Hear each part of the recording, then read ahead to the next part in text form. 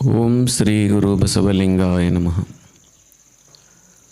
ಮರದ ಬಾಯಿ ಬೇರೆಂದು ತಳಕ್ಕೆ ನೀರೆರೆದಡೆ ಮೇಲೆ ಪಲ್ಲವಿಸುತ್ತಿ ನೋಡ.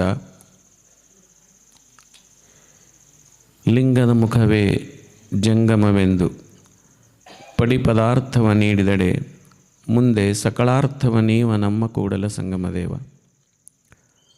ಸದಾ ಸ್ಮರಣೀಯರಾದ ಬಸವಾದಿ ಶರಣರನ್ನು ಸ್ಮರಣೆ ಮಾಡಿಕೊಳ್ಳುತ್ತಾ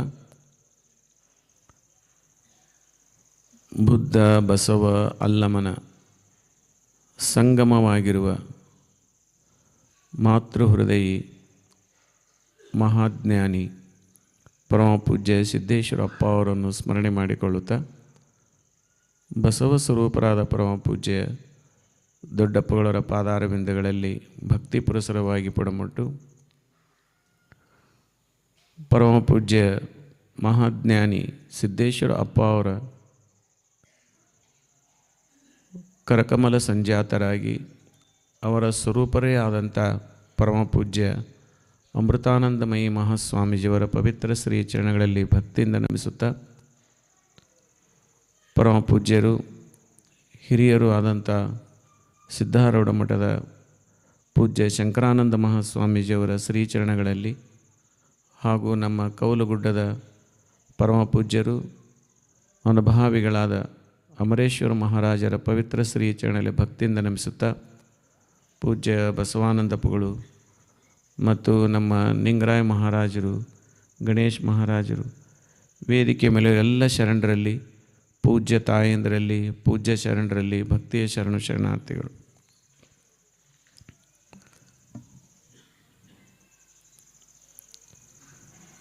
ಇವತ್ತು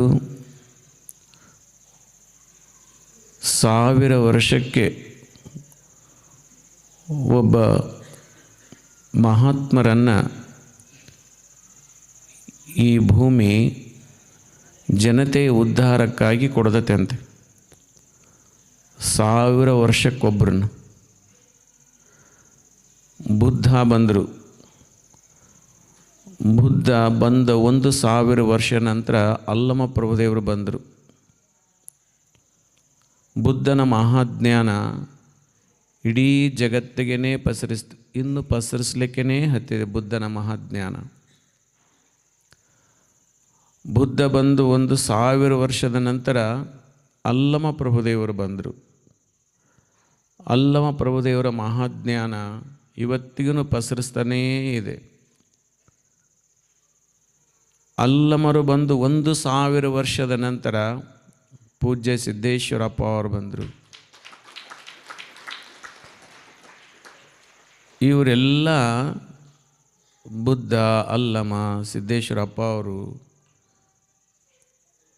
ರೇರ್ ಗಿಫ್ಟ್ ಆಫ್ ನೇಚರ್, ಈ ಜಗತ್ತಿನ ಅಪರೂಪವಾದಂಥ ಕಾಣಿಕೆ ಅಂತಂದರೆ ಸಿದ್ದೇಶ್ವರಪ್ಪ ಅವರು.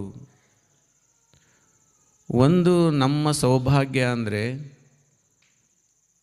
ಬುದ್ಧನನ್ನು ನೋಡಲಿಕ್ಕಾಗಲಿಲ್ಲ ಅನ್ನೋಂಥ ಕೊರಗು ಬೇಡ, ಅಲ್ಲಮ ಪ್ರಭುದವರನ್ನು ನೋಡಲಿಲ್ಲ ಅಂತ ಕೊರಗು ಬೇಡ. ಸಿದ್ದೇಶ್ವರಪ್ಪ ಅವರನ್ನು ಕಣ್ಣು ತುಂಬಿ ನೋಡಿದ್ದೇವೆ, ಅವರ ಮಾತುಗಳನ್ನು ಭಾಳ ಭಕ್ತಿಯಿಂದ ಕೇಳಿದ್ದೇವೆ, ಅವರ ಆಶೀರ್ವಾದವನ್ನು ತಗೊಂಡಿದ್ದೇವೆ, ಅವ್ರ ಜೊತೆಗೆ ಮಾತನಾಡಿದ್ದೇವೆಲ್ಲ. ಈ ಜನ್ಮ ನಮ್ಮದು ಮುಕ್ತ ಆಯಿತು ಅಂತ. ಇವತ್ತು ಸಿದ್ದೇಶ್ವರ ಅಪ್ಪ ಅವರು ಯಾರೂ ಲಿಂಗದೊಳಗೆ ಆಗ್ಯಾರು ಅಂತ ತಿಳ್ಕೊಬಾರದು, ಅವರು ಲಿಂಗೈಕ್ಯರಾಗ್ಯಾರು ಅಂತ ತಿಳ್ಕೊಬಾರದು. ಅವರು ಸದಾವಕಾಲ ಆ ಚೈತನ್ಯ, ಆ ಶಕ್ತಿ ಸದಾವಕಾಲ ಇರುವಂಥದ್ದು. ಆ ನಿಸರ್ಗದ ಮಹಾ ಚೈತನ್ಯ ಸಿದ್ದೇಶ್ವರ ಅಪ್ಪ ಅವರಲ್ಲಿ ಬೆಳೆದು ಹೆಮ್ಮರವಾಗಿ ನಿಂತು ಬಿಟ್ಟೈತಿ. ದೇಹ ಅಳಿದ್ರೂ ಆ ಮಹಾ ಚೈತನ್ಯ ಹಾಗೇ ನಿಂತು ಬಿಟ್ಟೈತಿ. ಆ ಮಹಾ ಚೈತನ್ಯ ನಮ್ಮನ್ನೆಲ್ಲರಿಗೂ ಕೂಡ ಆ ಚೈತನ್ಯವನ್ನು ಯಾರು ಸ್ಮರಣೆ ಮಾಡ್ತಾರೋ, ಆ ಚೈತನ್ಯವನ್ನು ಯಾರು ಸ್ಮರಣೆ ಮಾಡ್ತಾರೋ ಅವರೆಲ್ಲರ ಹೃದಯದಲ್ಲಿ ಆ ಚೈತನ್ಯ ಅನುಗ್ರಹ ಮಾಡ್ತೈತಿ. ಅಂಥ ಅದ್ಭುತವಾದಂಥ ಅನುಗ್ರಹ ಚೈತನ್ಯ ಆ ಚೈತನ್ಯ ಸಿದ್ದೇಶ್ವರಪ್ಪ ಅವರ ಹೆಸರಿನಿಂದ ಆ ಚೈತನ್ಯ ಇವತ್ತು ಸದಾ ಕಾಲ ಇರ್ತತಿ. ಇದನ್ನು ನಾವು ನಂಬಬೇಕು. ಸಿದ್ದೇಶ್ವರಪ್ಪಗಳವರು ಶರೀರ ಕಣ್ಣಿಗೆ ಕಾಣದೇ ಇದ್ದ ಮಾತ್ರಕ್ಕೆ ಅವರು ಇಲ್ಲ ಅಂತ ನಾವು ಭಾವಿಸ್ಕೋಬಾರ್ದು. ಸಿದ್ದೇಶ್ವರಪ್ಪಗಳು ನಮ್ಮ ಕಣ್ಣಿಗೆ ಕಾಣ್ತಿದ್ರು, ಶರೀರ ಕಾಣ್ತಿತ್ತು. ಆ ಶರೀರ ಕಾಣುವ ಹೊತ್ತಿನಾಗ ಇವರು ಅದಾರು ಅಂತ ಭಾವಿಸೋದು. ಇವತ್ತು ಶರೀರ ಕಾಣಂಗಿಲ್ಲ, ಅವ್ರು ಇಲ್ಲ ಅಂತ ಭಾವಿಸ್ಕೋಬಾರ್ದು. ಅವ್ರ ಶರೀರನೇ ಬೇರೆ, ಅವ್ರ ಚೈತನ್ಯವೇ ಬೇರೆ. ಅವ್ರ ಚೈತನ್ಯ ಯಾವಾಗಲೂ ಕೂಡ ಕಣ್ಣಿಗೆ ಕಾಣಂಗಿಲ್ಲ. ಶರೀರ ಕಣ್ಣಿಗೆ ಕಾಣ್ತತಿ. ಕಣ್ಣಿಗೆ ಕಾಣುವ ಶರೀರ ಕಣ್ಮರೆಯಾದರೂ ಅದರೊಳಗಿರ್ತಕ್ಕಂಥ ಚೈತನ್ಯ ಮಾತ್ರ ಸದಾ ಕಾಲ ಇರ್ತತಿ. ಆ ಚೈತನ್ಯ ಯಾವಾಗಲೂ ಕೂಡ ನಿರಾಕಾರ ಆಗಿರ್ತತಿ. ಇವತ್ತು ನಿಮಗೊಂದು ನಾವು ಉದಾಹರಣೆ ಕೊಡ್ತೇನೆ. ನಮ್ಮೆಲ್ಲರ ಶರೀರ ನಮ್ಮ ಕಣ್ಣಿಗೆ ಕಾಣ್ತತಿ. ನಮ್ಮೆಲ್ಲರ ಶರೀರ ಕಣ್ಣಿಗೆ ಕಾಣ್ತತಿ.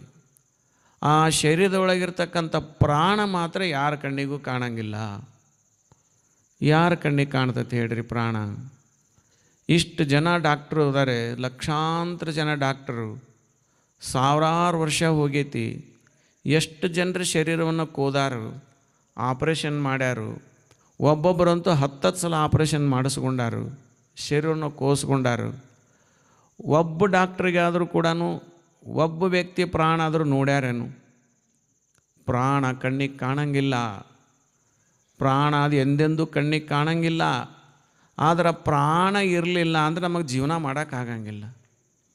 ಇವತ್ತು ನಾವೆಲ್ಲ ಬಂದು ಕುಂತೇವಿ, ನಾವು ಮಾತಾಡ್ತೇವೆ, ಅಡ್ಡಾಡ್ತೇವೆ, ಊಟ ಮಾಡ್ತೇವೆ ಅಂದ್ರೆ ಏನೈತೆ ಅಂತ ನಾವು ಅಡ್ಡಾಡ್ತೇವೆ. ಪ್ರಾಣ ಐತೆ ಅಂತ ಅಡ್ಡಾಡ್ತೇವೆ. ಈ ಪ್ರಾಣ ಇರಲಿಲ್ಲ ಅಂತಂದ್ರೆ ಈಗಿದ್ದ ಕೈ ಹಿಂಗೆ ಮಾಡೋಕ್ಕಾಗಂಗಿಲ್ಲ. ಈ ಪ್ರಾಣ ಎಷ್ಟು ಅವಶ್ಯಕತೆ ಅಂತಂದರೆ ನಮ್ಮ ಎಲ್ಲ ಚಲನವಲನಗಳಿಗೆ ಕಾರಣವಾದದ್ದೇ ಪ್ರಾಣ. ಈ ಪ್ರಾಣ ನಮ್ಮ ಜೊತೆಗೆ ಎಲ್ಲಿ ಮಠ ಇರ್ತೈತಿ ಈ ಶರೀರದೊಳಗೆ, ಅಲ್ಲಿ ಮಠ ಶರೀರ ಚಲೋ ಅಡ್ಡಾಡ್ತೈತಿದು. ಈ ಪ್ರಾಣ ಹೋತು ಅಂದ್ರೆ ಈ ಶರೀರ ಬಿದ್ದು ಬಿಡ್ತೈತಿ. ಶರೀರ ಬಿತ್ತಂದ್ರೆ 24 ತಾಸಿನೊಳಗದು ಕೊಳ್ಯಾಕೆ ನಿಂದಿರ್ತೈತಿ, ಕೊಳಿತೈತಿ. ಈ ನಾರಕತ್ತಿ ಹೋಗಿಟ್ಟು ಬರ್ರಿ ಪಾಮಾರ ದೌಡ್ ಅಂತಾರೆ. ಆದರೆ 100 ವರ್ಷ ಪ್ರಾಣ ಇರಲಿ, 100 ವರ್ಷ ಪ್ರಾಣ ಇದ್ರೂ ಕೂಡ ಈ ಶರೀರ ಕೊಳೆಯಂಗಿಲ್ಲ. ಈ ಶರೀರ ಕೊಳೆಯಂಗಿಲ್ಲದು, ಹಿಂಗೇ ಇರ್ತೈತಿ. ಪ್ರಾಣದ ಮಹತ್ವ, ಒಂದು ವೇಳೆ ಪ್ರಾಣ ಇದ್ದಾಗ ಕೊಳಿತಿತ್ತಂದ್ರೆ ಪ್ರಾಣಕ್ಕೇನು ಮಹತ್ವ? ಅದಕ್ಕಾಗಿ ಪ್ರಾಣ ಹೋದ 24 ತಾಸಿಗೆ ಈ ಶರೀರ ಕೊಳಿತೈತಿ. ಆದ್ರೆ ಒಂದು 100 ವರ್ಷ ಈ ಪ್ರಾಣ ಇದ್ದರೂ ಕೂಡ ಶರೀರ ಕೊಳೆಯಂಗಿಲ್ಲ, ಹಂಗೆ ಇರ್ತೈತಿ. ಪ್ರಾಣದ ಮಹತ್ವ ಎಷ್ಟೈತಿ. ಆದರೆ ಆ ಪ್ರಾಣ ನಮ್ಮ ಕಣ್ಣಿಗೆ ಕಾಣಂಗಿಲ್ಲ. ಇವತ್ತು ನಾವು ಮಾತಾಡ್ತೀವಿ ಅಂತಂದರೆ ಪ್ರಾಣ ಐತಿ ಅಂತ. ಪ್ರಾಣ ಹೋತಂದ್ರೆ ಮಾತಾಡೋಕ್ಕೂ ಆಗಂಗಿಲ್ಲ, ಕೇಳೋಕ್ಕೂ ಆಗಂಗಿಲ್ಲ, ಉಣ್ಣಾಕ್ಕೂ ಆಗಂಗಿಲ್ಲ, ಅಡ್ಡಾಡೋಕ್ಕೂ ಆಗಂಗಿಲ್ಲ. ಅಂಥ ಅದ್ಭುತವಾದಂಥ ಪ್ರಾಣ ನಮ್ಮೊಳಗೆ ಐತಿ, ನಮ್ಮೊಳಗೆ ಐತಿ. ಆ ನಮ್ಮೊಳಗಿದ್ದ ಪ್ರಾಣ ನಮಗೆ ಕಾಣಂಗಿಲ್ಲ, ನಮಗೂ ಕಾಣಂಗಿಲ್ಲ, ಎದುರುಗಡೆ ಇದ್ದವರಿಗೆ ಕಾಣಂಗಿಲ್ಲ, ನಮ್ಮ ಶರೀರಕ್ಕೆ ಹೋದಂಥ ಡಾಕ್ಟ್ರಿಗೂ ಕಾಣಂಗಿಲ್ಲ. ಎಷ್ಟು ರಹಸ್ಯವಾಗಿ ಐತಿ ಈ ಪ್ರಾಣ. ಈ ಪ್ರಾಣವೇ ಚೈತನ್ಯ. ಈ ಚೈತನ್ಯ ಅಂದರೆ ಶಕ್ತಿ. ಆ ಪ್ರಾಣಶಕ್ತಿ ಐತೆ ಅಂತ ನಾವು ಅಡ್ಡಾಡ್ತೇವೆ, ಪ್ರಾಣಶಕ್ತಿ ಐತೆ ಅಂತ ಮಾತಾಡ್ತೇವೆ. ಅದಕ್ಕೆ ಚೈತನ್ಯ. ಆ ಚೈತನ್ಯ ಯಾವಾಗಲೂ ಕೂಡ ನಿರಾಕಾರವಾಗಿರ್ತೈತಿ, ಕಣ್ಣಿಗೆ ಕಾಣಂಗಿಲ್ಲ. ಆ ಚೈತನ್ಯದಲ್ಲಿ ಒಂದು ಅದ್ಭುತವಾದಂಥ ಮಹಾ ಚೈತನ್ಯ, ಅದು ವಿಶ್ವ ಚೈತನ್ಯ. ಆ ಪ್ರಾಣದಲ್ಲಿನೇ ಬೆಳೆದು ನಿಂದಿರ್ತೈತಿ. ಎಲ್ಲರೊಳಗೂ ಆ ಚೈತನ್ಯ ಇರ್ತೈತಿ, ಆದರೆ ಅದನ್ನು ಬೆಳೆಸ್ಕೊಳ್ಳಂಗಿಲ್ಲ. ಯಾರು ಬೆಳೆಸ್ಕೊತಾರೋ ಅವರೆಲ್ಲ ಮಹಾತ್ಮರಾಗಿಬಿಡ್ತಾರೆ. ಬೆಳೆಸ್ಕೊಳ್ಳಿಲ್ಲ ಅಂದ್ರೆ ಹಾಗೆ ಮನುಷ್ಯರಾಗಿರ್ತೀವಿ. ಹಾಗೆ ಸಿದ್ದೇಶ್ವರಪ್ಪಗಳಲ್ಲಿರ್ತಕ್ಕಂಥ ಪ್ರಾಣ ಚೈತನ್ಯದಲ್ಲಿ ಆ ವಿಶ್ವ ಚೈತನ್ಯ, ಆ ವಿಶ್ವ ಚೈತನ್ಯ ಏನಾಗಿತ್ತಂದರೆ ಅದ್ಭುತವಾಗಿ ಬೆಳೆದು ನಿಂತಿತ್ತು. ಆ ವಿಶ್ವ ಚೈತನ್ಯವೇ ದೇವರು. ಆ ವಿಶ್ವ ಚೈತನ್ಯ ವಿಶಾಲವಾಗಿ ಹರಡಿ ನಿಂತಿತ್ತು. ಆ ಶರೀರ ಅಳದು ಹೋದ್ರೆ ಸಹಿತ, ಶರೀರ ಕಣ್ಮರೆ ಆದ್ರೆ ಸಹಿತ ಆ ಚೈತನ್ಯ ಮಾತ್ರ ಹಂಗೆ ಇರ್ತತಿ, ಹಾಗೇ ಇರ್ತತಿ. ಇದನ್ನೆಲ್ಲ ನಾ ಯಾಕೆ ಹೇಳ್ತೀನಿ ಅಂತಂದರೆ, ಸಿದ್ದೇಶ್ವರಪ್ಪ ಅವರು ಶಾಶ್ವತವಾಗಿ ಜೀವಂತವಾಗಿ ಚೈತನ್ಯಾತ್ಮಕವಾಗಿ ಅದಾರೆ ಅನ್ನೋದಕ್ಕೆ, ಇದನ್ನು ನಂಬಲಿ ಅನ್ನೋದಕ್ಕೆ ನಾನು ಉದಾಹರಣೆ ಕೊಡ್ತೇನೆ, ಮತ್ತೇನು ಎಲ್ಲಿದಕ್ಕೆ. ಈಗ ನೀವು ಒಂದು ಬೀಜ ಐತಿ, ಆ ಬೀಜದಲ್ಲೇ ಗಿಡ ಐತಿ, ನಿಮಗೆಲ್ಲ ಗೊತ್ತೈತಿ. ಆ ಬೀಜದಲ್ಲೇ ಗಿಡ ಐತಿ. ಈ ಕಡೆ ನೋಡ್ರಿ, ಬೀಜದಲ್ಲೇ ಏನೈತಿ ಅಂದರೆ ಗಿಡ ಐತಿ. ಒಂದು ಬಾರಿ ಬೀಜ ಅಂತ ತಿಳ್ಕೊಡ್ರಿ. ಆ ಬಾರಿ ಬೀಜ ಒಡೆದು ನೋಡಿದರೆ ಗಿಡ ಕಾಣಂಗಿಲ್ಲ, ಹಣ್ಣು ಕಾಣಂಗಿಲ್ಲ, ಕಾಯಿ ಕಾಣಂಗಿಲ್ಲ, ಏನೂ ಕಾಣಂಗಿಲ್ಲ, ಬೀಜದಲ್ಲಿ ಏನೂ ಕಾಣಂಗಿಲ್ಲ. ಆದರೆ ಆ ಬೀಜವನ್ನು ಊರಿದರೆ, ಆ ಬೀಜವನ್ನು ಭೂಮಿಯಲ್ಲಿ ಊರಿದರೆ ಆ ಬೀಜದ ಹೊಟ್ಟೆಯಿಂದನೇ ಮೊಳಕೆ ಹೊಡಿತೈತಿ. ಬೀಜದ ಹೊಟ್ಟೆಯಿಂದನೇ ಮೊಳಕೆ ಹೊಡೆದೈತಿ. ಆ ಮೊಳಕೆ ಹೊಡೆದಂಥದ್ದನ್ನೇ ಸಸಿ ಆಕತಿ. ಸಸಿ ಆಗಿದ್ದನೇ ಮರ ಆಗಿ ನಿಂತು ಬಿಡತೈತಿ. ವಿಶಾಲವಾಗಿ ಬೆಳೆದು ನಿಂತು ಸಾವಿರಾರು ಹಣ್ಣುಗಳನ್ನು ಕೊಡ್ತೈತಿ, ನೂರಾರು ಜನಕ್ಕೆ ನೆರಳನ್ನು ಕೊಡ್ತೈತಿ. ಅದು ಎಲ್ಲಿತ್ತಂದರೆ ಅದು ಬೀಜದೊಳಗೆ ಇತ್ತು. ಆ ಬೀಜ ಚೈತನ್ಯಾತ್ಮಕವಾಗೈತಿ. ಆ ಚೈತನ್ಯ ಬೀಜದಲ್ಲಿ ಅಡಕಾಗೈತಿ. ಒಂದು ವೇಳೆ ಬೀಜದಲ್ಲಿ ಚೈತನ್ಯ ಇರಲಿಲ್ಲ ಅಂದ್ರೆ ಒಂದು ಸಲ ಬೀಜ ಸತ್ತು ಬೀಜ ಅಂತ ಕರೀತಾರೆ, ಡೆಡ್ ಸೀಡ್ ಅಂತ ಕರೀತಾರೆ. ಆ ಬೀಜ ಸತ್ತಿತ್ತಂದ್ರೆ ಅವ್ರ ಚೈತನ್ಯ ಹೋಗಿರ್ತೈತಿ, ಮ್ಯಾಗ ಬೀಜ ಅಟ ಇರ್ತೈತಿ, ಅದನ್ನು ಊರಿದರೆ ಗಿಡ ಬರೋಂಗಿಲ್ಲ. ಹಂಗೆ ಬೀಜದೊಳಗೆ ಆ ಗಿಡ ಇರ್ತೈತಿ, ಕಣ್ಣಿಗೆ ಕಾಣಂಗಿಲ್ಲ. ಆ ಚೈತನ್ಯ ನಿರಾಕಾರವಾಗಿ ಆ ಚೈತನ್ಯ ಬೀಜದೊಳಗೆ ಇರ್ತೈತಿ. ಆ ಬೀಜದಿಂದ ವೃಕ್ಷ ದೊಡ್ಡದಾಗಿ ನಿಂತು ಬಿಡ್ತೈತಿ, ನೂರಾರು ವರ್ಷ ನಿಂದಿರ್ತೈತಿ. ಆದರೆ ನಾವು ಸ್ವಲ್ಪ 10-20 ವರ್ಷ ಆದಮೇಲೆ ಇಲ್ಲಿ ಬೀಜ ಊರಿದ್ವಿ, ಮಾವಿನ ಬೀಜ ಊರಿದ್ವಿ, ಬಾರಿ ಬೀಜ ಊರಿದ್ವಿ, ಎಲ್ಲೈತಿ ಬೀಜ ತೆಗಿರಿ ಅಂತ ನೋಡಿದ್ರೆ ಬೀಜ ಸಿಗ್ತೈತೇನು? ಬೀಜ ನಷ್ಟ ಆಗಿರ್ತೈತಿ, ಬೀಜ ನಷ್ಟ ಆಗಿರ್ತೈತಿ, ಬೀಜ ಹೋಗಿರ್ತೈತಿ. ಬೀಜದೊಳಗಿಂದ ಚೈತನ್ಯ ಮರವಾಗಿ ನಿಂತಿರ್ತೈತಿ. ಹಾಗೆ ದೇಹದಲ್ಲಿರುವಂಥ ಚೈತನ್ಯ, ದೇಹ ಅಳೆದಿರ್ತೈತಿ. ದೇಹದಲ್ಲಿರುವಂಥ ಚೈತನ್ಯ, ನಿರಾಕಾರವಾದಂಥ ಚೈತನ್ಯ ವಿಶಾಲವಾಗಿ ಹರಿದು ನಿಂತಿರ್ತೈತಿ. ಅದಕ್ಕೆ ಸಿದ್ದೇಶ್ವರಪ್ಪಗಳವರು ಈಗ ದೇಹ ರೂಪವಾಗಿ ಕಾಣಂಗಿಲ್ಲ, ಅವರು ಚೈತನ್ಯ ರೂಪವಾಗಿ ಅದಾರೆ. ಇದನ್ನು ನಾವು ನಂಬಲಿ ಅಂತ ನಾವು ಉದಾಹರಣೆ ಹೇಳಿದೆ. ಹೋದರು ಅನ್ನಬಾರ್ದು. ಮಹಾತ್ಮರು ಯಾವಾಗಲೂ ಹೋದರು ಅನ್ನಬಾರ್ದು. ಅದು ಹೋದರು ಅನ್ನೋದೇನೈತಿಲ್ಲ, ನಮಗೆ ತಿಳುವಳಿಕೆ ಇಲ್ಲದವರು ಹೋದರು ಅಂತಾರೆ. ಅದಕ್ಕಾಗಿ ಅಲ್ಲಮ ಪ್ರಭುದೇವರು ಒಂದು ಮಾತು ಹೇಳ್ತಾರೆ, ಒಳ್ಳೆ ಮಾತು ಹೇಳ್ತಾರೆ ಅವರು. ಏನಂತಂದರೆ, ನಮ್ಮ ಹಿರಿಯರು ಹೋದರು ಎಂದೆನಬೇಡಿ, ನಮ್ಮ ಹಿರಿಯರು ಹೋದರು ಎಂದೆನಬೇಡಿ. ಅವರು ಗುರುಗಳು ಹೋಗಿರ್ತಾರೆ, ಅನಿಮಿಷಾರ್ಯರು. ಆವಾಗ ಇದ್ದಾನೆ ನೋಡ ಎನ್ನ ಗುರು ಎನ್ನ ಸುಜ್ಞಾನದಲ್ಲಿ, ಇದ್ದಾನೆ ನೋಡ ಎನ್ನ ಗುರು ಎನ್ನ ಸತ್ಕ್ರಿಯೆಯಲ್ಲಿ, ಇದ್ದಾನೆ ನೋಡ ಎನ್ನ ಗುರುವಿನ ಗುರು ಪರಮಗುರು ಗುರು ಕೊಟ್ಟ ಕರಸ್ಥಲದ ಇಷ್ಟಲಿಂಗದಲ್ಲಿ ಕಾಣ ಗುಹೇಶ್ವರ ಅಂತಾರೆ. ಅದಕ್ಕೆ ಅವರು ಹೋಗ್ಯಾರು ಅನ್ನಕ್ಕೆ ಹೋಗ್ಬೇಡ್ರಿಪ್ಪ. ಅವರು ಎಲ್ಲಿ ಅದಾರಂತಂದ್ರೆ, ಅವರು ಇರುವಾಗ ಏನು ಸುಜ್ಞಾನವನ್ನು ಹರಡಿದ್ರು ನೋಡೆಲ್ಲ ಸುಜ್ಞಾನ, ಇದೆಲ್ಲ ಸುಜ್ಞಾನವನ್ನೇನು ಹರಡಿದ್ರಲ್ಲ, ಆ ಸುಜ್ಞಾನವನ್ನೆಲ್ಲ ನಾ ಸ್ವೀಕಾರ ಮಾಡಿದ್ದೇನೆ. ಅದಕ್ಕೆ ನನ್ನ ಗುರು ಎಲ್ಲದನೆಂದರೆ ಸುಜ್ಞಾನದಲ್ಲಿ.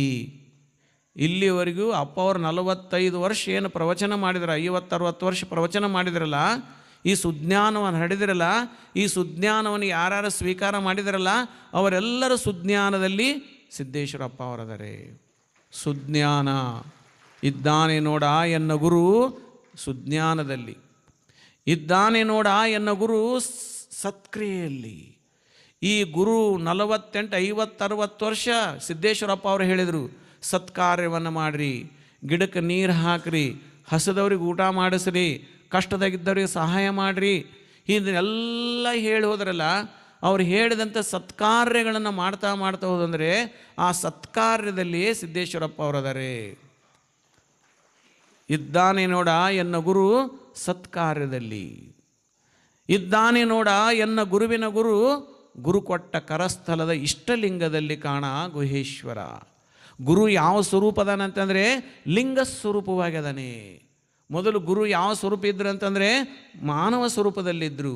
ಈಗ ಅವರು ಲಿಂಗೈಕ್ಯರಾದ್ಮೇಲೆ ಯಾವ ಸ್ವರೂಪವನ್ನು ಪಡೆದ್ರು ಅಂತಂದರೆ ಅವರು ವಿಶ್ವ ಸ್ವರೂಪವನ್ನು ಪಡೆದರು, ಚೈತನ್ಯ ಸ್ವರೂಪವನ್ನು ಪಡೆದರು, ಲಿಂಗ ಸ್ವರೂಪವನ್ನು ಪಡೆದರು, ಅವಾಗ ದೇವರಾದರು. ಅದಕ್ಕಾಗಿ ದೇವರಿಗೆ ಸಾವಿಲ್ಲ. ದೇವರಿಗೆ ಸಾವೈತಿ?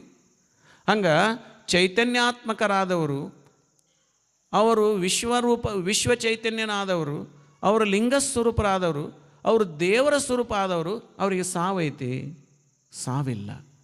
ಈಗ ಹೇಳ್ರಿ, ಸಿದ್ದೇಶ್ವರಪ್ಪ ಅವರು ಹೋದ್ರ, ಅವರು ಲಿಂಗ ಸ್ವರೂಪವಾಗಿದ್ದಾರೆ, ಚೈತನ್ಯ ಸ್ವರೂಪವಾಗಿದ್ದಾರೆ. ಅದಕ್ಕಾಗಿ ಸಿದ್ದೇಶ್ವರಪ್ಪರು ಹೋದರು ಅನ್ನಕ್ಕೆ ಹೋಗಬೇಡ. ಅದಕ್ಕಾಗಿ ನಾವೇನಾದರೂ ಸಿದ್ದೇಶ್ವರಪ್ಪ ಅವರು ಇನ್ನೂ ಈ ಭೂಮಿಯಲ್ಲಿ, ಈ ಭೂಮಿ ಎಲ್ಲಿವರೆಗೆ ಇರ್ತೈತೋ ಅಲ್ಲಿವರೆಗೆ ಜನರ ಮನಸ್ಸುಗಳನ್ನು ತಿದ್ದುವಂಥ ಕಾರ್ಯವನ್ನು ಮಾಡ್ತಾರೆ. ಅಷ್ಟೊಂದು ಜ್ಞಾನವನ್ನು ಅವರು ನಮಗೆ ಕೊಟ್ಟು ಹೋಗಿದ್ದಾರೆ. ಅಷ್ಟೊಂದು ಜ್ಞಾನವನ್ನು ಕೊಟ್ಟಿದ್ದಾರೆ ಅವರು. ನಾವು ಹೋಗ್ಯಾದ್ರೆ ಅದು ತಪ್ಪು. ಅವರು ಕೊಟ್ಟಿದ್ದಾರೆ, ಅವರು ಬಿಟ್ಟಿದ್ದಾರೆ. ಆ ಜ್ಞಾನ ಎಲ್ಲ ಎಲ್ಲಿ ಐತಿ ಅಂದರೆ ಅವರ ಪ್ರವಚನದಲ್ಲಿ ಐತಿ. ಅವ್ರ ಪ್ರವಚನದಲ್ಲಿ ಐತಿ. ನಾವು ನಿತ್ಯದಲ್ಲಿ ಅವರೊಂದು ಪ್ರವಚನ ಕೇಳಿದ್ವಿ ಅಂತಂದ್ರೆ ಆ ಜ್ಞಾನ ನಮಗೆ ಬರ್ತೈತಿ. ಆ ಜ್ಞಾನದಲ್ಲಿ ಸಿದ್ದೇಶ್ವರಪ್ಪ ಅವರು ಇರ್ತಾರೆ. ಸಿದ್ದೇಶ್ವರಪ್ಪ ಅವ್ರ ಮನಸ್ಸನ್ನು ಆವರಿಸ್ಕೊತಾರೆ. ಅದಕ್ಕಾಗಿ ನಾವು ನಿತ್ಯದಲ್ಲಿ ಸಿದ್ದೇಶ್ವರಪ್ಪ ಅವರ ಒಂದು ಪ್ರವಚನವನ್ನು ನಾವು ಕೇಳಿದರೆ ಸಿದ್ದೇಶ್ವರಪ್ಪ ಅವರು ಹೋದರು ಅಂತ ಭಾವನೆ ಬರೋಂಗಿಲ್ಲ. ನಮ್ಮ ಜೊತೆಗೆ ಅವತ್ತು ಅದಾರೆ. ಆ ಜ್ಞಾನ ಎಲ್ಲ ನಮ್ಮ ಮೈ ತುಂಬ ಆವರಿಸ್ಕೊಂಡ್ಬಿಡ್ತೈತಿ. ಅದಕ್ಕಾಗಿ ಸಿದ್ದೇಶ್ವರಪ್ಪ ಅವರು ಈಗ ಅವರು ಹುಟ್ಟಿದರು. ಸಿದ್ದೇಶ್ವರಪ್ಪ ಅವರು ಬುದ್ಧ 2500 ವರ್ಷದಿಂದ ಹುಟ್ಟಿದರು. ಅಲ್ಲಿ ಬರೀ 4 ಜಿಲ್ಲಾದಲ್ಲಿ ಪರಿಚಯ ಆಗಿದ್ದರು. ಅವರು 4 ಜಿಲ್ಲಾದಲ್ಲಿ ಪರಿಚಯ ಆಗಿದ್ದರು ಅವ್ರು ಜೀವಂತಿದ್ದಾಗ. ಆದರೆ ಅವರು ಲಿಂಗದೊಳಗೆ ಆದಮೇಲೆ, ಐಕ್ಯರಾದಮೇಲೆ 2500 ವರ್ಷ ಇಡೀ ಅಖಂಡ ಬ್ರಹ್ಮಾಂಡವನ್ನೇ ವ್ಯಾಪಿಸಿಬಿಟ್ಟಿದ್ದಾರೆ ಬುದ್ಧ. ಎಷ್ಟು ರಾಷ್ಟ್ರಗಳಲ್ಲಿ ಬುದ್ಧನ ಬಗ್ಗೆ ಓದ್ತಾರೆ, ಎಷ್ಟು ರಾಷ್ಟ್ರಗಳಲ್ಲಿ ಬುದ್ಧನ ಬಗ್ಗೆ ವಿಚಾರ ತಿಳ್ಕೊಂಡಿದ್ದಾರೆ. ಬುದ್ಧ ಯಾವಾಗ ಲಿಂಗೈಕ್ಯರಾದ್ರು ಆವಾಗ ಹುಟ್ಟಿದರು. ಈಗ ಅಲ್ಲಂಪುರದವ್ರು ಲಿಂಗೈಕ್ಯರಾಗಿ 800 ವರ್ಷ ಆಯ್ತು. ಅಲ್ಲೇ ಬಸವ ಕಲ್ಯಾಣ ಸುತ್ತಮುತ್ತ ಚಾಲುಕ್ಯ ರಾಜರಲ್ಲಿ ಒಂದಿಷ್ಟು ಪರಿಚಯ ಇತ್ತು. ಅವರು ಲಿಂಗದೊಳಗೆ ಆದಮೇಲೆ ಎಷ್ಟು ಇಡೀ ಭಾರತ ತುಂಬೆಲ್ಲ ಅಲ್ಲಂಪುರದವ್ರ ವಚನವನ್ನು ಓದ್ತಾರೆ. ಇಡೀ ಭಾರತಕ್ಕೆಲ್ಲ ಅಲ್ಲಂಪುರದವ್ರು ಗೊತ್ತಿದ್ದಾರೆ. ಹೀಗೆ ಸಿದ್ದೇಶ್ವರಪ್ಪ ಅವರು ಇವತ್ತು ಕರ್ನಾಟಕ, ಮಹಾರಾಷ್ಟ್ರ, ತೆಲಂಗಾಣ, ದಿಲ್ಲಿ, ಸ್ವಲ್ಪ ರಾಷ್ಟ್ರಗಳಲ್ಲಿ, ಅಮೇರಿಕಾ, ಯುರೋಪದಲ್ಲಿ ಪರಿಚಯ ಆದರು. ಆದರೆ ಅವರು ಲಿಂಗೈಕ್ಯರಾದ ಮೇಲೆ ಇನ್ನು ಕೆಲವೇ 10 ವರ್ಷಗಳಲ್ಲಿ ಇಡೀ ಜಗತ್ತಿನ ತುಂಬ ಸಿದ್ದೇಶ್ವರಪ್ಪ ಅವರು ಆವರಿಸ್ಕೊಳ್ತಾರೆ, ಬೆಳೀತಾರೆ. ಗಿಡ ಚೈತನ್ಯ ಇತ್ತಂದರೆ ಬೆಳೀತಾ ಹೋಗ್ತೈತೆ. ಅದು ಚೈತನ್ಯ ಇರಲಿಲ್ಲ ಅಂದ್ರೆ ಹುಗಿತಾರೆ ಅದನ್ನು. ಆದರೆ ಚೈತನ್ಯ ಇತ್ತಂದರೆ ಆ ಚೈತನ್ಯ ಯಾವತ್ತೂ ಬೆಳಿತೈತೆ, ಅದು ಯಾವತ್ತೂ ಬೆಳಿತೈತಿ.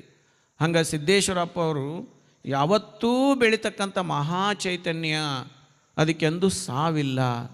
ಅಂಥ ಮಹಾ ತಪಸ್ವಿಗಳನ್ನು ನಾವು ನೋಡಿದ್ವೆನ್ನೋದೇ ಒಂದು ದೊಡ್ಡ ಸೌಭಾಗ್ಯ. ಅದು ದೊಡ್ಡ ಮಹಾಜ್ಞಾನ ಸಾಗರ ಅದು. ಅದಕ್ಕಾಗಿ ಅಂಥ ಮಹಾಸಾಗರದ ಮಹಾಪ್ರಸಾದವನ್ನು ಅದನ್ನು ತೆಗೆದುಕೊಳ್ತಕ್ಕಂಥ ಶಕ್ತಿ ಬೇಕಂದರೆ ಅದಕ್ಕೂ ಭಾಳ ಗುರುಕಾರುಣ್ಯ ಬೇಕು. ಗುರುಕಾರುಣ್ಯ ಇರದೇ ಇದ್ದರೆ ಪಕ್ಕದಾಗಿದ್ದರೂ ಕೂಡ ಅವರ ಪ್ರಸಾದ ಸಿಗಂಗಿಲ್ಲ. ಗುರುಕಾರುಣ್ಯ ಇತ್ತು ಅಂತಂದರೆ ದೂರ ನಿಂತಿದ್ರು ಸಹಿತ ಕರೆದು ಪ್ರಸಾದ ಕೊಡ್ತಾರೆ. ಅದು ಗುರುಕಾರುಣ್ಯ ಅಂತ ಕರೀತಾರೆ. ಅದಕ್ಕಾಗಿ ಇವತ್ತು ಅಂಥ ಗುರುಕಾರುಣ್ಯವನ್ನು ಯಾರು ಪಡೆದಾರಂತಂದರೆ ನಮ್ಮ ಅಮೃತಾನಂದಮಯಿ ಸ್ವಾಮಿಗಳ ಪಡೆದಾರೆ ಗುರುಕಾರುಣ್ಯ. ಸಣ್ಣ ವಯಸ್ಸಿನಲ್ಲೇ ಬಂದರು. ಸಿದ್ದೇಶ್ವರಪ್ಪ ಅವರು ಎಲ್ಲೆಲ್ಲಿ ಪ್ರವಚನಕ್ಕೆ ಹೋಗ್ತಾರೆ ಅಲ್ಲೆಲ್ಲ ಅಮೃತಾನಂದಮಯಿ ಸ್ವಾಮಿಗಳನ್ನ ಕರ್ಕೊಂಡು ಹೋಗ್ತಿದ್ದರು. ಯಾಕೆ ಕರ್ಕೊಂಡು ಹೋಗ್ತಿದ್ದಂದರೆ ತಮ್ಮ ಎಲ್ಲ ಜ್ಞಾನವನ್ನು ಅವರಿಗೆ ಧಾರಾಕಾರವಾಗಿ ಎರೆದು ಬಿಟ್ಟರು. ಇಡೀ ತಮ್ಮ ಜ್ಞಾನವನ್ನು ಒಬ್ಬರೇ ಇದ್ದರೂ ಅವ್ರಿಗೆ ಕೂತ್ಕೊಂಡು ಮುಂದೆ ಕುಂಡಿಸ್ಕೊಂಡು ಪಾಠ ಮಾಡ್ತಿದ್ರು. ಪರಸ್ಥಳದಲ್ಲಿ ಒಬ್ಬರೇ ಇದ್ದರು. ಪ್ರವಚನಕ್ಕೆ ಹೋದಾಗ ಒಂದೊಂದು ಸಲ ಒಬ್ಬರೇ ಸೇವಾಕಿರ್ತಿದ್ರು. ಒಬ್ಬರನ್ನೇ ಕುಂಡ್ರಿಸ್ಕೊಂಡು ಪ್ರವಚನ ಹೇಳ್ತಿದ್ರು. ಅವರಿಗೆ ಎಲ್ಲ ತಮ್ಮ ಜ್ಞಾನವನ್ನು ಸಂಪೂರ್ಣವಾಗಿ ಇವರು ಹೃದಯದಲ್ಲಿ ಬಿತ್ತಿ ಹೋಗಿದ್ದಾರೆ. ಅವರು ಎಲ್ಲವನ್ನು ಬಿತ್ತಿದ್ದಾರೆ. ಆ ಬಿತ್ತಿದ್ದು ಬೆಳಿಲೇಬೇಕಲ್ಲ. ಬಿತ್ತಿದ ಬೀಜ ಕೆಟ್ಟಿತ್ತನ ಬೇಡ, ಮುಂದಿನ ಫಲದಲ್ಲಿ ಅರಿಸಿಕೋ ಅಂತಾರೆ ಚನ್ನಬಸವಣ್ಣವರು. ಇವತ್ತು ಆ ಜ್ಞಾನದ ಬೀಜವನ್ನು, ಆ ಜ್ಞಾನದ ಫಲವನ್ನು ಇವತ್ತು ಅಮೃತಾನಂದಮಯಿ ಮಹಾಸ್ವಾಮಿಯವರ ಪವಿತ್ರ ಹೃದಯದಲ್ಲಿ ಅಪ್ಪಗಳು ಬಿತ್ತಿದ್ದಾರೆ. ಸುಮಾರು 13-14 ವರ್ಷ ಇವರು ಹೃದಯದಲ್ಲಿ ಆ ಜ್ಞಾನವನ್ನು ಬಿತ್ತಿದ್ದಾರೆ. ಅವರು ಎಲ್ಲಿ ಹೋದರೂ ಅಮೃತಾನಂದಮಯಿ ಸ್ವಾಮಿಗಳು ಬರಬೇಕು, ಅಲ್ಲಿ ಅವರನ್ನು ಕೂರ್ತುಕೊಂಡು ಪಾಠ ಮಾಡಬೇಕು. ಇದು ಭೂಮಿ ಫಲವತ್ತಾಗಿ ಐತಿ, ಈ ಭೂಮಿಯಲ್ಲಿ ಬೀಜ ಬಿತ್ತಿದ್ರೆ ಇದು ಫಲವಾಗಿ ಬೆಳಿತೈತಿ ಅನ್ನೋದು ವಿಶ್ವಾಸ ಅವ್ರಿಗಿತ್ತು. ಅದಕ್ಕಾಗಿಯೇ ಅವ್ರನ್ನ ಕರ್ಕೊಂಡೋಗಿ ಅವ್ರನ್ನ ಸದಾಕಾಲ ಅವ್ರನ್ನ ಕರ್ಕೊಂಡೋಗಿ ಅವ್ರ ಹೃದಯದಲ್ಲಿ ಬಿತ್ತಿ ಬಿತ್ತಿ ಬಿತ್ತಿ ಬಿತ್ತಿ ಕಾರ್ಯವನ್ನು ಮಾಡಿದರು, ಬಿತ್ತುವ ಕಾರ್ಯವನ್ನು ಮಾಡಿದರು. ಈಗ ಬಿತ್ತಿದ್ದು ಬೆಳಿಲೇಬೇಕಲ್ಲೀಗ ಅದು. ಈಗ ಅವರೆಲ್ಲ ಮಹಾಜ್ಞಾನವನ್ನು ಹೊತ್ತುಕೊಂಡಂಥ ಚೈತನ್ಯ ಮೂರ್ತಿಯಾಗಿ ಇವತ್ತು ಅಮೃತಾನಂದಮಯ ಸ್ವಾಮಿಗಳು ನಮ್ಮ ಕಣ್ಣೆದುರುಗಡೆ ಅದಾರೆ. ಇವತ್ತು ಅವರ ಪ್ರವಚನ ಮಾಡಿದರೆ ಸಿದ್ದೇಶ್ವರಪ್ಪಗಳು ಇಲ್ಲೇ ಅದಾರ ಅನ್ನೋಂಥ ಭಾಸ ಆಕತಿ. ಸಿದ್ದೇಶ್ವರಪ್ಪಗಳನ್ನು ಮರೆಸಿಬಿಡ್ತೈತಿ. ಯಾಕಂತಂದ್ರೆ ಅದೇ ಶೈಲಿ, ಅದೇ ಜನ, ಅದೇ ಸಮಯ, ಅದೇ ಜ್ಞಾನದ ಏನು ಬಿತ್ಯಾರೋ ಅದೇ ಫಲ ಕೊಡಕತ್ತೈತಿ. ಇಂಥ ಒಂದು ಮಹಾ ಚೈತನ್ಯ ಮೂರ್ತಿ ನಿಮ್ಮ ಬಾಲಗಾಂವದಲ್ಲಿ ನೆಲೆಸೈತೆ ಅಂದರೆ ನೀವೆಂಥ ಪುಣ್ಯ ಮಾಡಿರಿ ಅಂತ, ನೀವು ಮಹಾಪುಣ್ಯ ಮಾಡಿರಿ. ಅದಕ್ಕಾಗಿ ಇಂಥ ಮಹಾ ಚೈತನ್ಯ ಮೂರ್ತಿ ಇವತ್ತು ಸಿದ್ದೇಶ್ವರಪ್ಪ ಅವ್ರ ಮಹಾಜ್ಞಾನವನ್ನು ಸಂಪೂರ್ಣವಾಗಿ ಧಾರಣೆ ಮಾಡಿಕೊಂಡಂಥವ್ರು ಇವತ್ತು ಇದ್ದುಕೊಂಡು ಸಿದ್ದೇಶ್ವರಪ್ಪಗಳ ಕಾರ್ಯವನ್ನು, ಸಿದ್ದೇಶ್ವರಪ್ಪಗಳ ಈ ಕಾರ್ಯವನ್ನು ಮುಂದುವರಿಸ್ಕೊಂಡು ಹೋಗ್ತಕ್ಕಂಥ ಒಬ್ಬ ಅದ್ಭುತವಾದಂಥ ಚೈತನ್ಯ ಮೂರ್ತಿ ಇವತ್ತು ನಮಗೆ ಸಿಕ್ಕಿದ್ದು ನಮಗೆಲ್ಲ ಬಹಳ ಪುಣ್ಯ ಐತಿ. ಅದಕ್ಕೆ ಅವ್ರಿಗೆಲ್ಲ ಬಿತ್ಯಾರ, ಅವರಲ್ಲೆಲ್ಲ ಬಿತ್ಯಾರವರು. ಅದಕ್ಕೆ ಬಿತ್ತಿದ ಮೇಲೆ ಕೂಡ ಅವರು ಇನ್ನೂ 4-6 ಮಂದಿಗೆ ಬಿತ್ತಿದ್ದಾರೆ. ಆದರೆ ಒಬ್ಬರಲ್ಲಿ ಏನು ಬಿತ್ತಾರೆ ಇದು ಫಲವಾಗಿ ಬೆಳ್ಯಾಕತ್ತೈತಿ. ಅವರ ದಾರಿಯಲ್ಲೇ ನಡ್ಕೊಂಡಿದ್ದಾರೆ. ಸಿದ್ದೇಶ್ವರಪ್ಪ ಅವರು ದಾರಿಯಲ್ಲೇ ನಡ್ಯಾಕತ್ತಾರ. ಅದಕ್ಕಾಗಿ ಇವತ್ತು ಆ ಚೈತನ್ಯ ಇನ್ನು ಸ್ವಲ್ಪೇ ದಿನಗಳಲ್ಲಿ ಇಡೀ ಕರ್ನಾಟಕ ತುಂಬ ಆವರಿಸ್ಕೊತೈತಿ ಅಂತ ಹೇಳಲಿಕ್ಕೆ ನನಗೆ ಭಾಳ ಸಂತೋಷ ಅನ್ನಿಸ್ತೈತಿ. ಇದು ಖಂಡಿತವಾಗಿ ಅವ್ರಿಗೆ ಗುರು ಕಾರುಣ್ಯ ಐತಿ. ಆ ಗುರು ಕಾರುಣ್ಯದಿಂದ ಏನೈತಿಲ್ಲ ಸ್ವಲ್ಪೇ ದಿನಗಳಲ್ಲಿ ಇಡೀ ಕರ್ನಾಟಕವನ್ನು ಆವರಿಸ್ತೈತಿ ಅನ್ನುವಂಥ ವಿಶ್ವಾಸ ನನಗೈತಿ. ಆ ಗುರು ಕಾರುಣ್ಯದ ಫಲವೇ ಹಂಗಿರ್ತೈತೆ ಅದು. ಅದಕ್ಕಾಗಿ ಅಂಥ ಚೈತನ್ಯ ಮೂರ್ತಿ ಅದನ್ನು ಜೋಪಾನ ಮಾಡಿಕೊಂಡು ಅದ್ರ ಯೋಗಕ್ಷೇಮವನ್ನು ನೋಡಿಕೊಂಡು ನೀವೆಲ್ಲ ತಂದೆ ತಾಯಿಗಳಿದ್ದಂಗೆ ಅದಕ್ಕೆ ಆ ಚೈತನ್ಯ ಮೂರ್ತಿಯನ್ನು ನೀವೆಲ್ಲ ಜೋಪಾನ ಮಾಡಿಕೊಂಡು ಕಾಪಾಡ್ಕೊಂಡು ಹೋಗ್ತಕ್ಕಂಥ ಒಂದು ಜವಾಬ್ದಾರಿ ಏನೈತಲ್ಲ ನಿಮ್ಮ ಮೇಲೆ ಐತಿ. ಅವರಿಗೆ ತಂದೆ ತಾಯಿ ಅಂದರೆ ನೀವು ಕುಂತ್ರೆ ನೀವೇ ತಂದೆ ತಾಯಿ, ಅವರಿಗೆ ಅಷ್ಟು ಮುಗಿದು ಹೋಗುತ್ತೆ. ನೀವು ತಂದೆ ತಾಯಿ ಬಿಟ್ಟರೆ ಇನ್ಯಾರದಾರ ಅವ್ರಿಗೆ, ಯಾರೆಲ್ಲ ತಂದೆ ತಾಯಿ. ಅದಕ್ಕಾಗಿ ತಾವೆಲ್ಲರೂ ಅವ್ರನ್ನ ನೀವು ಪಡೆದಿರಿ ಅನ್ನೋದೇ ಒಂದು ಸೌಭಾಗ್ಯ. ಅದನ್ನು ಭಾಳ ಪ್ರೀತಿಯಿಂದ ಕರುಣೆಯಿಂದ ತಮ್ಮೆಲ್ಲ ಅವ್ರನ್ನ ಜೋಪಾನ ಮಾಡ್ಕೊಂಡು ಹೋಗ್ಬೇಕು ಅಂತ ತಮ್ಮಲ್ಲಿ ವಿನಂತಿಯನ್ನು ಮಾಡಿಕೊಂಡು, ಪರಮ ಪೂಜ್ಯರು ಶಂಕರಾನಂದ ಮಹಾಸ್ವಾಮೀಜಿಯವರು ಒಳ್ಳೆಯ ಅನುಭಾವಿಗಳು. ಅವರು ನಮ್ಮ ಬೀದರ್ನ ಶಿವಕುಮಾರ ಮಹಾಸ್ವಾಮೀಜಿಯವ್ರ ಹತ್ತಿರ ಇದ್ದು ಅನುಭವವನ್ನು ಪಡೆದಂಥ ಅನುಭವ ಮೂರ್ತಿಗಳು. ನಮ್ಮ ಪರಮ ಪೂಜ್ಯ ಅಮರೇಶ್ವರ ದೇವರು, ಕೌಲುಗುಡ್ಡದ ಅಮರೇಶ್ವರ ದೇವರು ಭಾಳ ಪುಣ್ಯ ಮೂರ್ತಿಗಳು, ಅನುಭವ ಮೂರ್ತಿಗಳು. ಅವರ ಮಾತುಗಳು ಇನ್ನೂ ಕೇಳಬೇಕು ಅನ್ನಿಸ್ತಿತ್ತು. ಅಂಥ ಅನುಭಾವಿಗಳು ನಮ್ಮ ಬಸವಾನಂದ ಮಹಾಸ್ವಾಮೀಜಿಯವರು ಅಪ್ಪುಗಳಂತಲ್ಲಿ ಇದ್ದುಕೊಂಡು ಅವರ ಎಲ್ಲ ಸೇವೆಯನ್ನು, ಪ್ರವಚನದ ಸೇವೆಯನ್ನು, ಎಲ್ಲ ಸೇವೆಯನ್ನು ಅವರ ಏನು ಇಚ್ಛೆಗೆ ಅನುಸಾರವಾಗಿ ಅವರ ಸೇವೆಯನ್ನು ಮಾಡುವಂಥ ಬಸವಾನಂದ ಸ್ವಾಮೀಜಿಯವರು, ಅದು ಅವ್ರದ್ದೊಂದು ಪುಣ್ಯನ ಅವ್ರದ್ದು. ನಿಂಗರಾಜ್ ಮಹಾರಾಜರು ಬಂದಿದ್ದಾರೆ, ಗಣೇಶ ಅಪ್ಪಗಳು ಬಂದಿದ್ದಾರೆ, ಹೀಗೆ ಎಲ್ಲ ಪೂಜ್ಯರು ಜೊತೆಗೆ ಇವತ್ತು ಇರ್ತಾರೆ. ಇಡೀ ಜ್ಞಾನ ಯೋಗಾಶ್ರಮದ ಎಲ್ಲ ಮಹಾಸ್ವಾಮಿಗಳು ಅವರ ಜ್ಞಾನಕ್ಕೆ ಸದಾಕಾಲ ಗೌರವವನ್ನು ಸಲ್ಲಿಸುವಂಥ ಸೇವೆಯನ್ನು ಮಾಡ್ತಾಯಿದ್ದಾರೆ. ತಮಗೆಲ್ಲರಿಗೂ ಸಿದ್ದೇಶ್ವರಪ್ಪ ಅವರ ಅಂತಃಕರಣ ಆಶೀರ್ವಾದ, ನಮಗೆಲ್ಲ ಅವರ ಅಂತಃಕರಣ ಆಶೀರ್ವಾದ, ಎಲ್ಲರಿಗೂ ಅವ್ರ ಕರುಣೆ ಇರಲಿ ಅಂತ ಹಾರೈಸಿ ಮಾತು ಮುಗಿಸ್ತೀನಿ. ಶರಣು ಶರಣಾರ್ಥಿ.